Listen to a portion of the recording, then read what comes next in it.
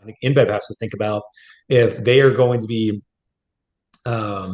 more in tune with called European values and wanting businesses to get more involved in social and political issues, that might not be the best thing for their U.S. business arm.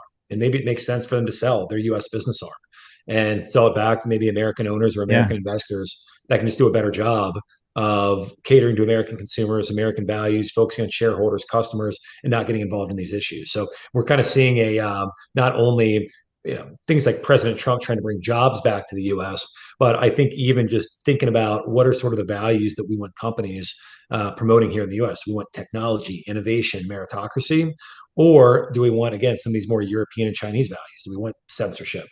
Do we want sort of DEI? Do we want social justice organizations? Yeah, so who do you think would be a buyer for Anheuser-Busch in the US these days? I would love if Warren Buffett did it. That to me makes tons of Yeah. sense. Warren Buffett's sitting on $300 billion of cash. This looks like a brand that Warren Buffett should own, sort of a great American sort of brand that generates a lot of cash.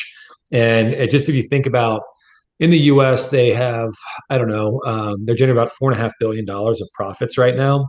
So I don't know, they could probably sell that for an 8 to 10 times multiple. So you're talking 30 to $40 billion to buy the US business of Anheuser-Busch.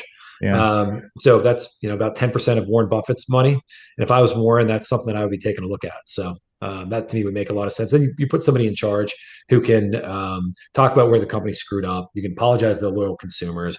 You can articulate kind of a clear vision. And I think then you hit all the podcast circuits. I mean, you go on your show, Andrew, and you're the Rogans of the world and Yeah. everybody else. And then I think you can actually make a great American comeback story, but it's not going to be with the current folks in place. Yeah.